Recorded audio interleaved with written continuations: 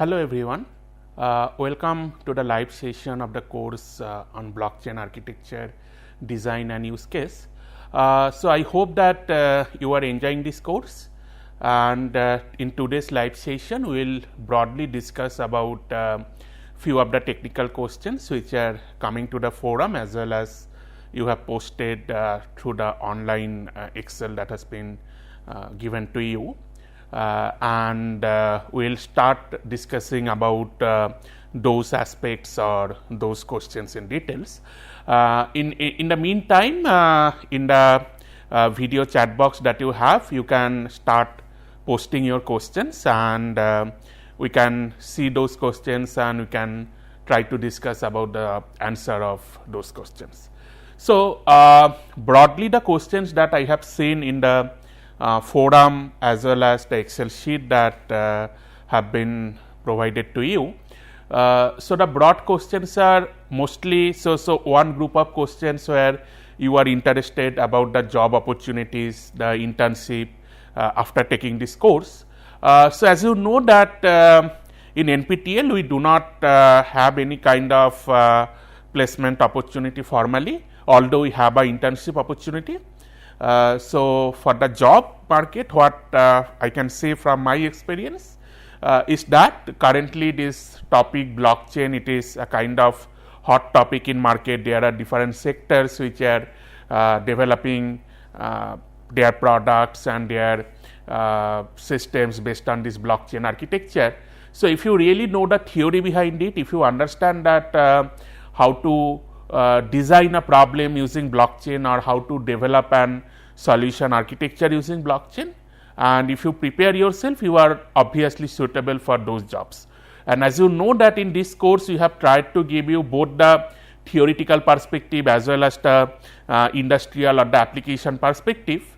So you will broadly get a knowledge about the complete happenings which are going on in this world, and it will certainly help you in your job aspects. Regarding internship, you can always apply for the internship after completing this course. Obviously, if someone is working on blockchain, it will help you. In IIT Kharagpur, what I can say from my side is that we have a summer internship program. In that summer internship program, normally people get recruited from the from an online application that are being available to the candidates, and then you can fill up that form, and we basically shortlist by looking into the profiles. Obviously, if you are interested in working on blockchain and you have done good in this particular course, and in our department, if we have provision for working on blockchain, depending on the requirement, we will be happy to recruit someone. At the same time, NPTEL also has a support about offering internship to the top students of course. You will get on this kind of notifications in the forum periodically. So maybe around January or February, you will be able to get this kind of notification of internship from IIT Kharagpur side. Similarly, IBM also have their own internship program. I hope that you know that in next week, Praveen will be giving a live session, offering a live session on this course. During that time, Praveen can also explain you about the internship opportunities which are available in the industry, or particularly at the IBM side. So this is one set of questions that I have received. Another set of questions that I have broadly received is something like that, the application aspects of this course. So as you know that or we discussed several times in the course that this course is primarily designed keeping in mind both the theoretical aspect of it, at the same time the programming and the application aspect of it. So you have already completed the first part of the course. So in that first part of the course, we have tried to convince you about the theoretical background, and in the coming lectures that we have already started having the lectures on certain application aspects. So in the coming weeks, you will get more application focus or the applications of blockchain. So about this particular technology, you really need to think of that where blockchain is useful and in what aspect you can apply blockchain in practice. And this kind of theoretical things, I have seen another question in the forum as well as in the Excel sheet. One has explained like there are multiple programming languages through which you can implement blockchain, why we are not teaching you about those programming aspect of blockchain. So what you need to understand that from a course perspective, you should know the theory of it. So if you know the theory of it, you can always have some programming construct and you can look into the documentation of that programming construct to start building up your own blockchain platform. So the broad objective of this course is to give you an idea about where you can apply this particular knowledge and in what aspect you can start developing or you can start implementing your application with the help of a blockchain platform. So these are the kind of broad questions that I have seen in the forum as well as in the online sheet that have been shared to you. So I guess that by this time we have received a few questions. So I will be going through this question. So the job opportunities that I have already discussed with you. Then this most favorable coding language for blockchain. So as I was mentioning that as such there is no such most favorable kind of thing. People or it broadly depends on what type of application you are developing and for what type of platform you are actually developing the application. So for example, if you are going for Hyperledger Fabric kind of platform, you need to use the language which is supported by them. At the same time, if you are going to or developing your system over Ethereum, you have to use their programming construct. So there are multiple scripting language including Golang, but well, at the end of the day everything depends on what specific problem or what specific application you are building up. Well, so I can give you a few examples. So for example, say that for a particular application you require a kind of permission blockchain model. Now, if you require a permission blockchain model, you can possibly explore Hyperledger kind of platform, because Hyperledger that provides blockchain architecture for industry in the permission setup. Whereas, if you try to build up an application which require openness, that means that may require a permissionless kind of model, then you may go for Ethereum. So at the end of the day, it completely depends on what type of applications you are developing. So it completely varies from different industries, different startups which are building products based on blockchain. And at the end of the day, wherever you are working, you have to follow their construct, that thing that they are preferring. Or if you are developing your own application, if you can think of some kind of innovative application that you are planning to develop yourself, then actually you need to make a survey or you need to find out that for your particular application which platform would be more suitable, and accordingly you should choose the corresponding platform. So I can say for my practical experience that for many of the things that we are doing in our lab, we have explored Ethereum, then we faced certain problem. From there we moved to some kind of permission model. In the permission model we have checked in Fabric, and even sometime in Fabric we are seeing that well, the particular say consensus protocol that we are trying to develop, it is not available in Fabric. Then we have to actually modify the source code of Fabric and we have to implement the corresponding consensus algorithm there. So everything depends on your needs. So there is no such hard and fast rule. If you can understand the theory behind it, if you can think of that in which particular application you can apply blockchain or how will you build up your design construct, then at the end of the day you can take up the corresponding language or corresponding development platform to implement your system. So as a developer you have to take that decision. So there is as such no hard and fast rule or nothing like best compared to all the available things which are there in the current market. Okay. Then there is a course on question on future course on smart contracts. So well, we have a thought about having some kind of advanced course on blockchain. We need to develop for that. but till now as far as I know that this is the only course in NPTEL which is available on blockchain. And in this course itself we are going to give you certain example of smart contract, and we will show you how to build up your own smart contract from the scratch. So, in the coming weeks you will be able to know more about that. So the similar questions like suggestion for the next few courses. As I have mentioned that this is the kind of course which is completely dedicated to blockchain, but if you want to interested to know about the theory behind it, so for example in this course we have very briefly covered about the different kind of distributed protocols or the distributed algorithms that are being used for consensus. Now if you want to know more about the consensus, you should do some kind of distributed system course which will talk the things in more detail.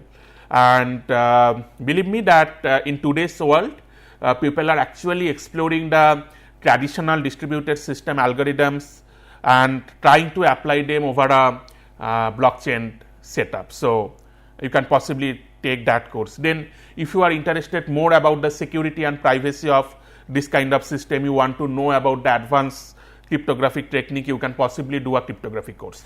As such, means what I personally believe that the technology blockchain is basically a mixture of different kind of technologies or different kind of knowledge from different domains. So, you need to understand the technology completely, you need the knowledge from say distributed system, you need the knowledge from cryptography and security. If you want to apply in some kind of permissionless model in incentive based system, you need to understand the economics and the market behavior of it. So it is basically a mix up of multiple things.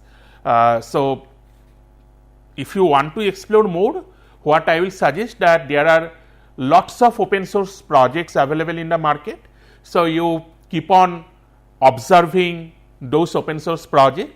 They have nice white papers that they publish that actually discuss about the technology which is coming there. So you can possibly explore that. That will give you a kind of wide idea about how people are exploring blockchain nowadays. So the best way of learning is what I will say that you Google for it, you try to find out, and you will have a kind of huge pool of knowledge.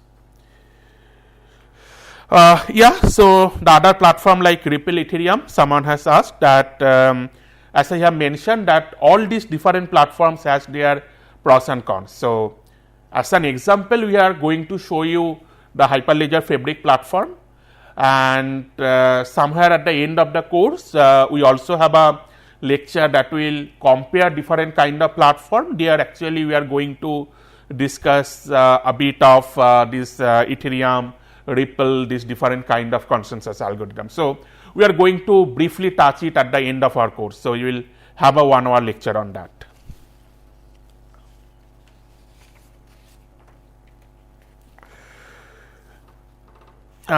Full-time course on blockchain, I am not sure what you have actually tried to ask.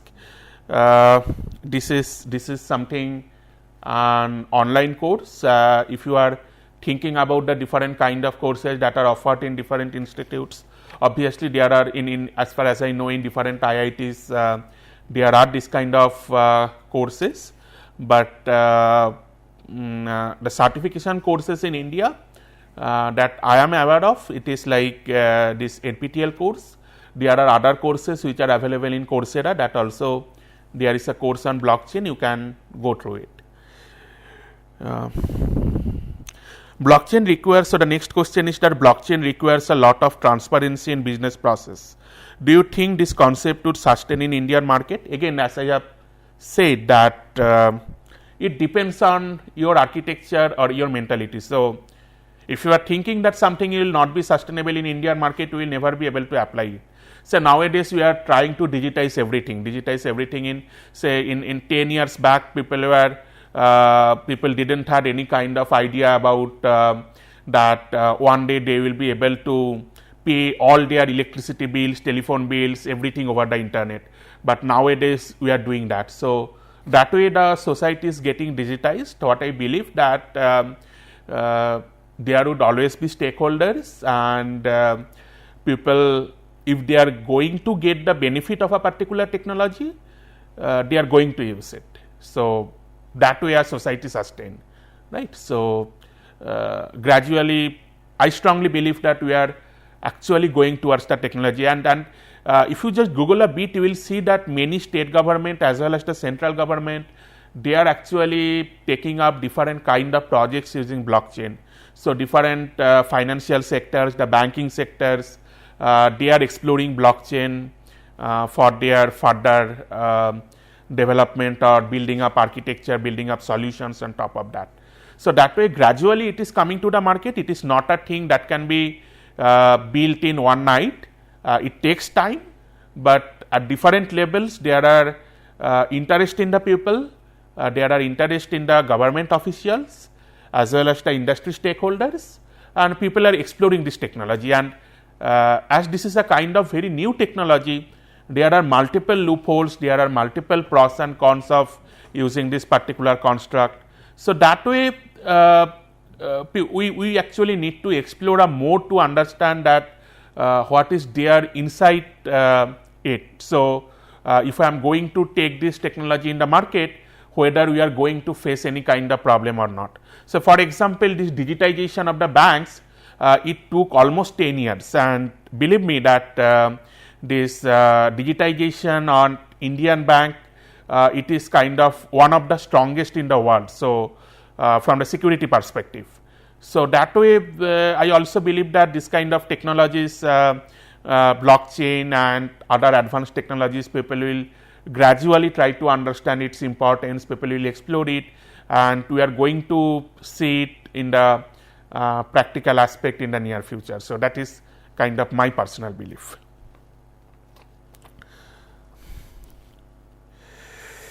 Well, there is a technical questions. I am happy to see that. Can you say all the consensus used in permissionless model are asynchronous?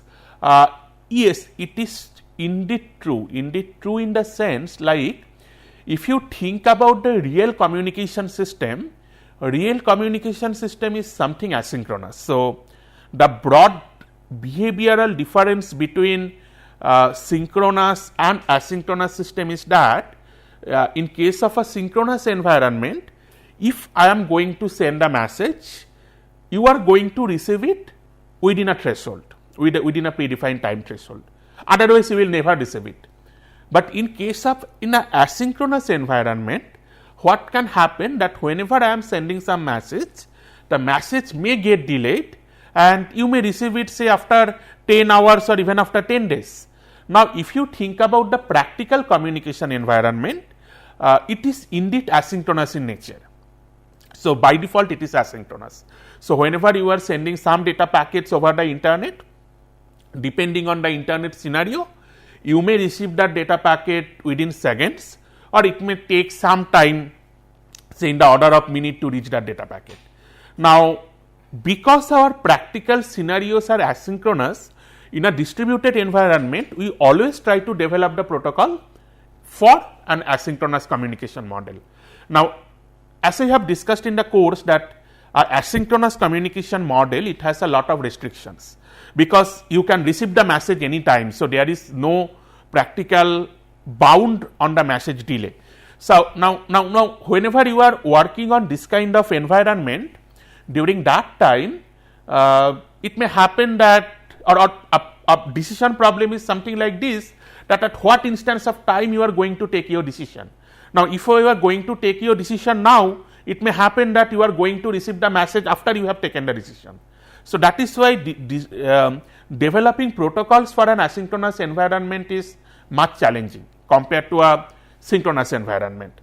So, that is why what we do in a practical environment, that we try to build a protocol for asynchronous environment, but as people have even theoretically proved that it is impossible to have safety and liveness simultaneously in a pure asynchronous environment. That is why we do different kind of trade-off. Say one typical trade-off that is done in practical communication network is to make an assumption that if I am going to receive the message, say after some predefined delay bounty, I am going to ignore those messages. And the practical distributed systems protocols are based on this particular assumption.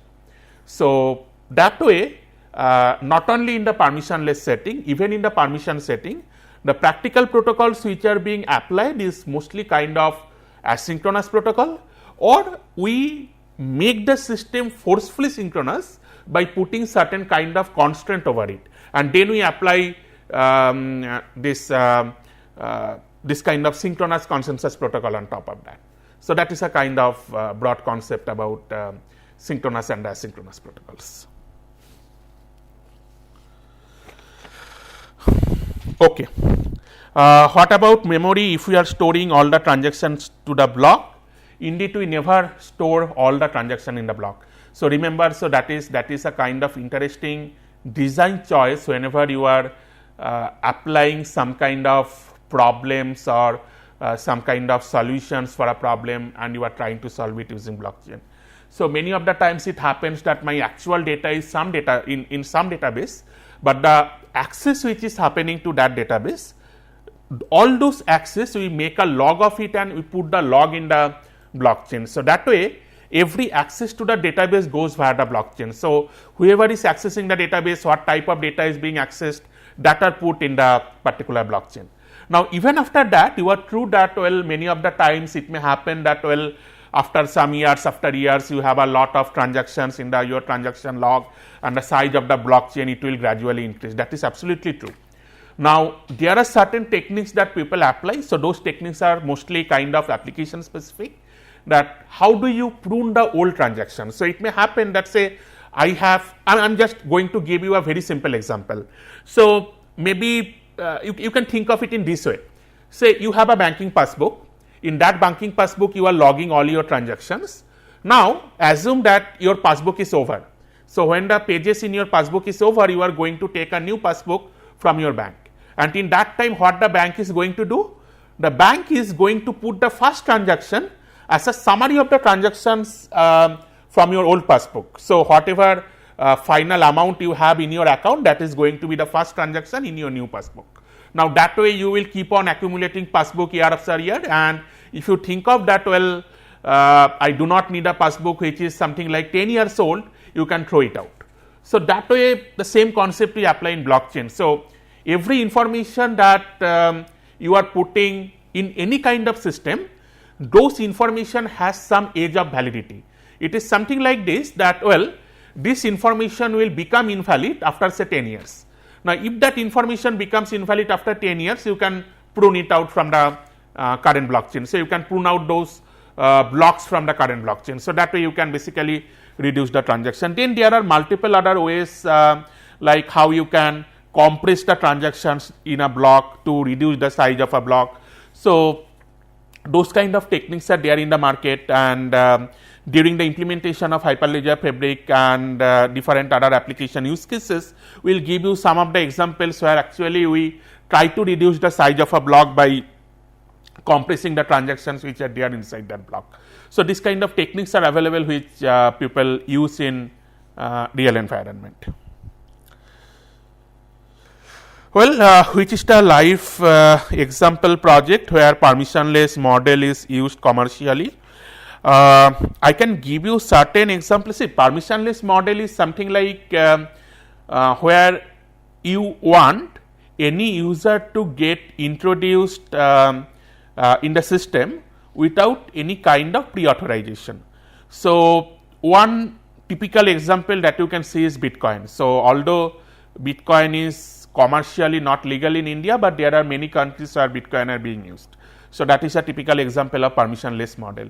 Then there can be other scenarios like say you want to build up a kind of global trade platform, a business platform, something like say you want to develop a platform like for example say some e-commerce site like say Amazon.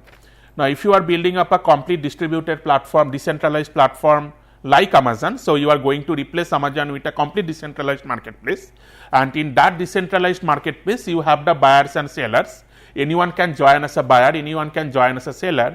Now, if you are going to build up, or if you are thinking of to build up this kind of open marketplace, there you can certainly use the permissionless model.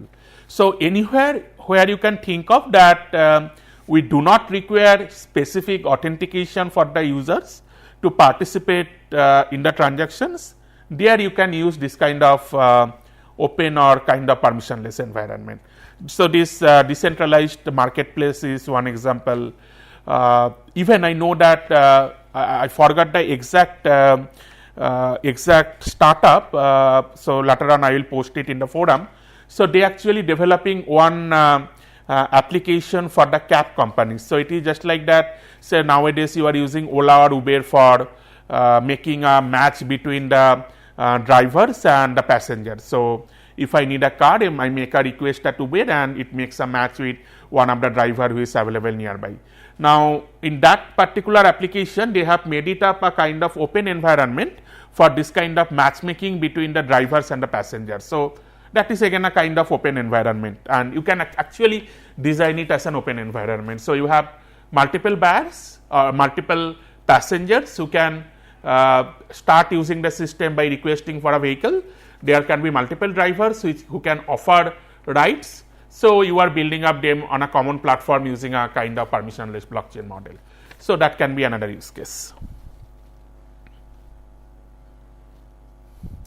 Which platform have more capacity of processing transaction per second? So, as such there is no hardbound in the sense processing transactions per second. So, this term processing a bit difficult to understand, or I'm not very sure what you try to mean here. If you are thinking of that processing the transactions means putting the transactions or basically validating the transaction, putting it over the blockchain, that actually depends on what hardware capability you have in your system. Well, or if you think about the different kind of consensus algorithms, they have different kind of scalability requirement. In some future lectures, you are going to learn about the scalability between this Nakamoto consensus or the Bitcoin consensus, and going to compare it with different kind of consensus algorithms which are there in the permission blockchain model. So, it entirely depends on which type of platform you are using or which type of algorithm you are using. So, there is actually no definite answer about finding out the best among all.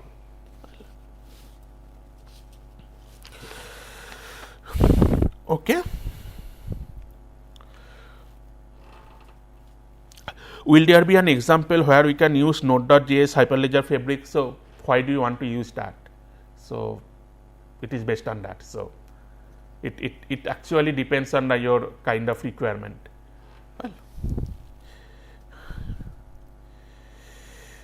Well, suggestion on implementation in hackathon. I know there are multiple blockchain hackathon that are organized by different companies, but that is again problem specific.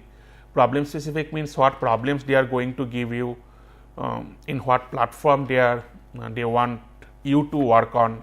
It entirely depends on that. So, again means what I say that there is no such hard and fast rule that if you learn some platform A, that is the best platform and you have to always use that particular platform A. So, it is a kind of design choice of individual, design choice from the development requirement, and there are pros and cons of every technology. So, as you start using that, you will understand the pros and cons of different technologies. Again, which is better, Node.js or Golang? There is no definite answer. It entirely depends on your application or your implementation. Indeed, this Node.js and Golang, they are kind of two different platforms. And Node.js is a kind of JavaScript based environment that help you emulating the interaction among multiple components, whereas Golang is a different scripting language altogether, a high level scripting language. So, I do not know how to compare between Node.js and Golang. So, something like that.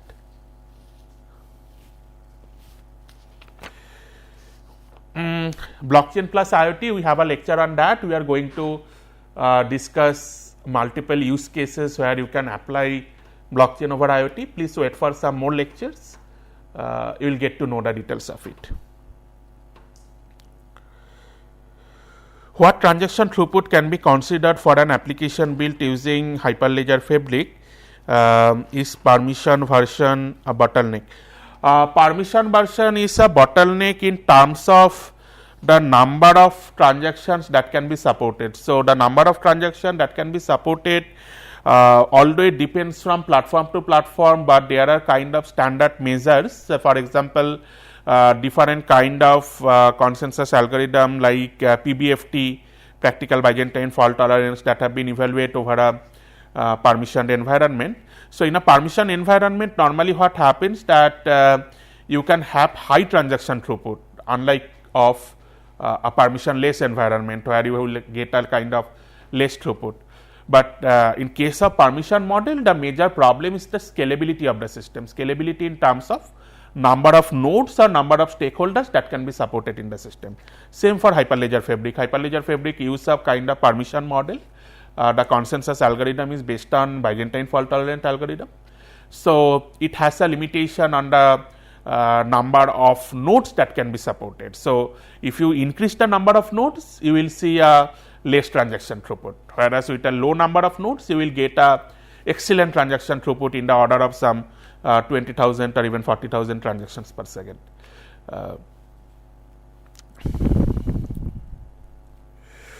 Separate course on Ethereum, as on now in NPTEL there is no separate course on Ethereum, but if you Google with that, you will get multiple courses. Even Ethereum forum, they have their own courses. If you are thinking of building up something over Ethereum, you can actually look into those courses.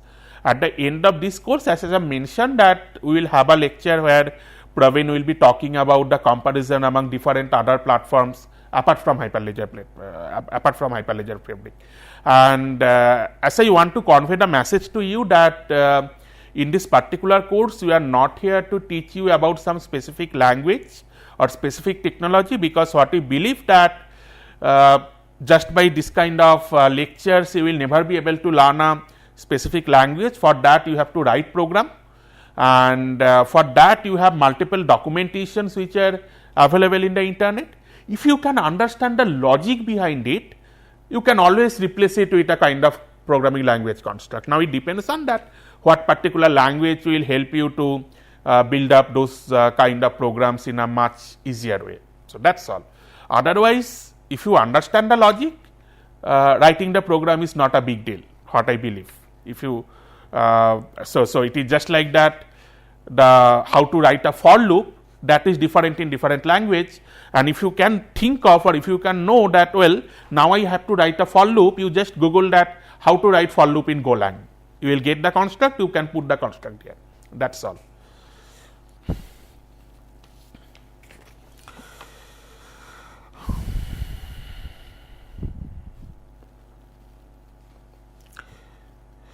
Research suggestion and the PhD suggestion on blockchain. So, again at the end of this course, I think in the last 5 or 6 hours of this course, even something more than that, we are actually going to discuss about the different research aspects on blockchain. So, to brief you in 2-3 minutes, typically in blockchain, people are currently looking into multiple different aspects. One is from the system perspective. From the system perspective, people are mostly looking into how you can develop an efficient consensus algorithm, how you can say reduce the processing overhead in a blockchain consensus algorithm, then how you can scale up the consensus algorithm. Indeed, in the course you will see that later on we will discuss multiple approaches through which you can scale up a permission blockchain model. So, this is one group of works, one group of people who are working on systems. There are other works like on the security aspect of blockchain, security and privacy aspect of blockchain, that what kind of attacks are possible on a blockchain model, how to reduce those attacks, and blockchain also depends on multiple kind of cryptographic construct, how can you reduce the complexity of those kind of cryptographic processing. This is another group of work, and the third group of research work is something on the application aspect of blockchain. So, people are trying to apply blockchain in different application aspects. So, you need to really think of to find out an innovative application where you can apply blockchain. So, to understand more about this research in blockchain, I will suggest you to look into a few of the top conferences. So, say for example, if you look into the conferences like SCM-CCS, Computer and Communication Security, SCM-CCS, then IEEE Security and Privacy, IEEE S&P, NDSS, Network System Design and Network and Distributed System Security, NDSS, then Usenix Security. All these type of conferences, every year they have a few research paper, indeed more than 5 research papers on blockchain security. Similarly, if you look into the distributed system conferences like OSDI, Operating System Design and Implementation, SOSP, then DISC, POTC, ICDCS, in this kind of distributed system conferences, you will see multiple research papers which are coming out on the system aspect or rather the distributed system aspect of blockchain. Then interestingly, from the last couple of years, there are few conferences specifically dedicated to blockchain. So, for example, from last year there was a conference called ICBC, that is IEEE ICBC. So, ICBC is a kind of core blockchain conference from IEEE Computer Society, and ICBC, if you look into the last year proceedings of ICBC, they actually discuss about nice applications of blockchain in practical construct. So, that is one conference that you can follow. Then there is another conference called IEEE Blockchain. So, this conference also lists down or also have multiple nice application papers on blockchain. So, what I am thinking of that, well, in the forum of this course, I will post an announcement or post a message noting down these conferences where people regularly publishes papers on blockchain. You can possibly look into the proceedings of those conferences to see that what people are actually doing on this blockchain platform. That will give you a fairly nice idea about what different research activities are currently going on in blockchain.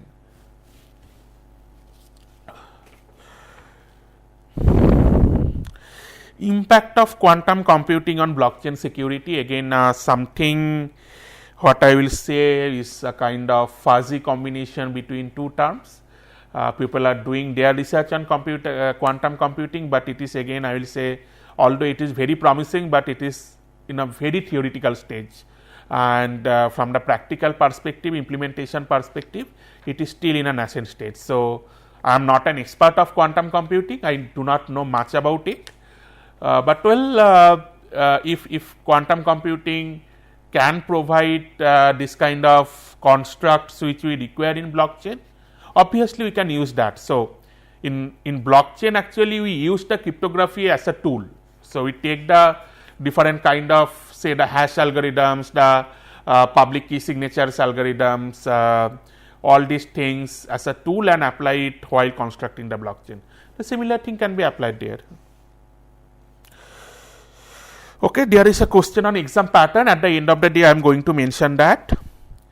How does the price of a single Bitcoin change? It is again depending on the market. So, in a way, the price of a dollar gets changed, the same way the price of Bitcoin gets changed. So, it is, there are some kind of financial calculation. So, it will take time to discuss that, but that broadly depends on that what is the demand of that particular currency in the market. If the demand increases for that particular currency, typically the price of that currency increases. So, that is a kind of normal rule, but well, that increase is not a kind of linear increase or a kind of exponential increase. There is specific market formula from economics which is being followed. The Bitcoin price is also fluctuates depending on that requirement.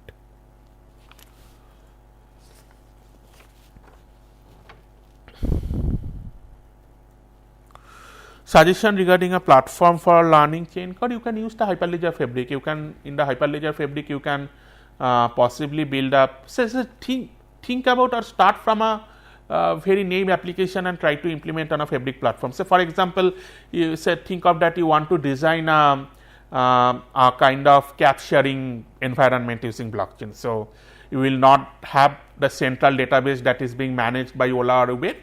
So, you want to have a complete decentralized platform. There would be cab drivers who will register their cars that I am now free, I am at this location, and then there are the passengers who will keep on sending the request, and then you need to build up a smart contract. That smart contract will actually make a match between the passenger request and the corresponding availability of the driver. Try to implement it in a Hyperledger Fabric platform, so or any kind of blockchain platform, and that way you can actually think of multiple other application use cases. So, that can be a kind of your hello world application to learn how to implement something over a blockchain platform.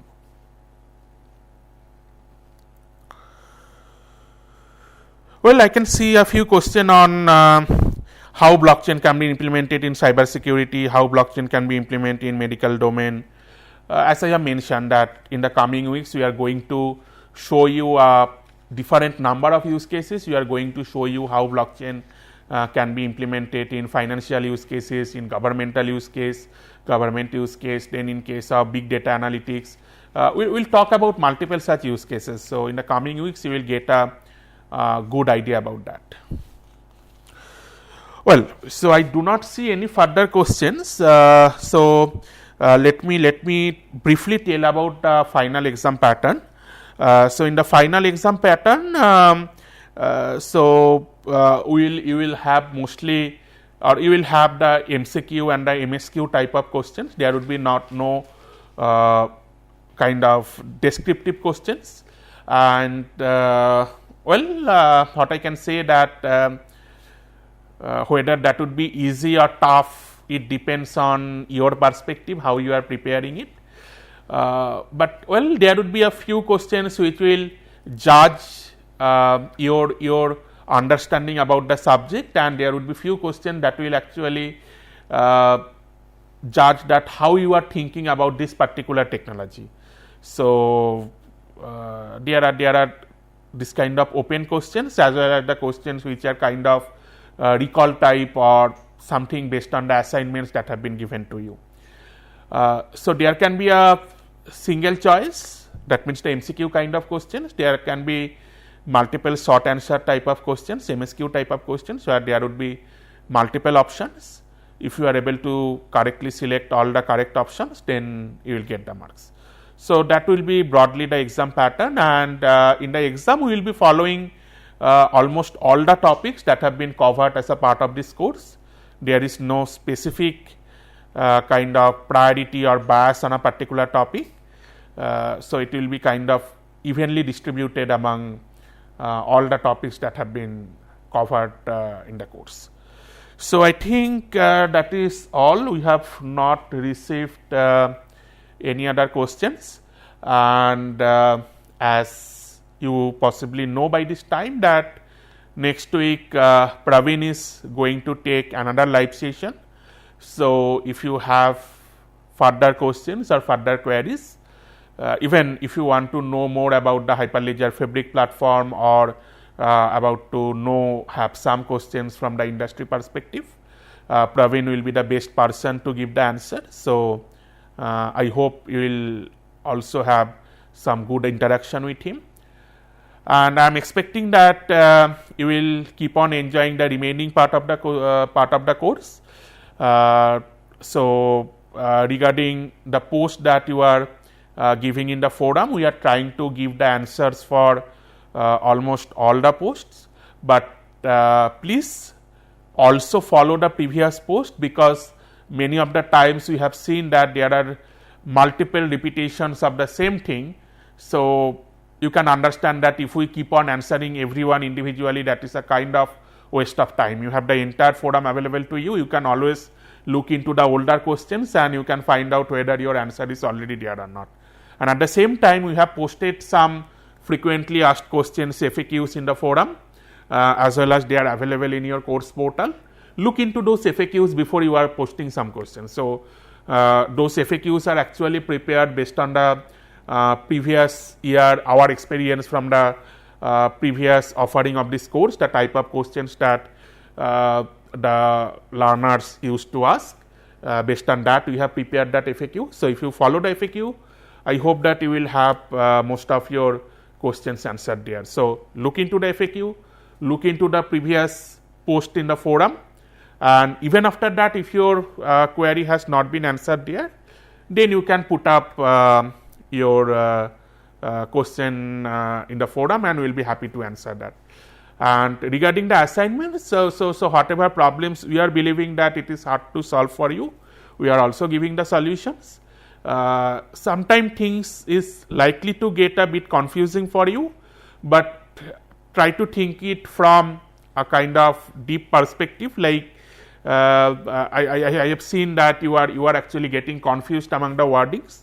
So try to think of a bit deeper way. I hope that those things will not be much tougher for you. And for the assignments, actually we are actually not giving it directly from the slides or directly from the things that we are giving you as or we are delivering you during the lecture, because then it will be just like a kind of recall kind of things, that you will find out the slides, try to see whether the answer is there in the slide, and you will just put a tick mark if the thing is there in the slide. You will just do a kind of word matching, a kind of robotic activity. So, we do not want you to perform those kind of robotic activity. That means searching the keywords in the lectures or searching the keywords in the slides and put the answers. We want you to think more. So, that is why many of the questions which are given in the assignments are kind of open questions, such that you can explore more, and the questions are available to you from day one of that week, right. So, you can see the questions and you can then look into the lectures, and then if you are not able to directly able to see the answer of that question in the lecture, then you can Google for it, you can try to find it out, you can discuss with your friends. So, that way you will be able to learn more. So, that is also kind of our perspective for giving you the assignments. So, the assignments are little tougher. I believe that the final question that you are going to get, it would be easier compared to the assignments, because in the final exam, although you will test that how much you have learned or how much you can think about the technology, that way there would be obviously some open questions, but well, would be much easier, so that you do not need to explore it while giving the exam. So, that way I think you will learn best. So, learning is always best when the learner himself or herself tries to find out the answer of a question, rather than directly copying it from somewhere else. So, that is a kind of our objective and our motto of offering this course. So, I hope that way you are going to enjoy the remaining part of the course, and I always encourage you to post the technical questions in the forum. We are there, the TS, Shomojit, Snigdha, and from IBM, Praveen, Ruchika, they are there. They are regularly checking the forums, and they will be giving the answers to the questions. Many of the time myself or Praveen will be giving the answers. So, make the course as much interactive as you want. So, I think that is all for today's live session. Hope that I will be able to meet you again after a few weeks as a part of this course, and I hope that you will be enjoying the remaining part of the course. So, thanks for being with me for today's live session, and happy learning for the remaining part of the course. Thank you. Bye bye.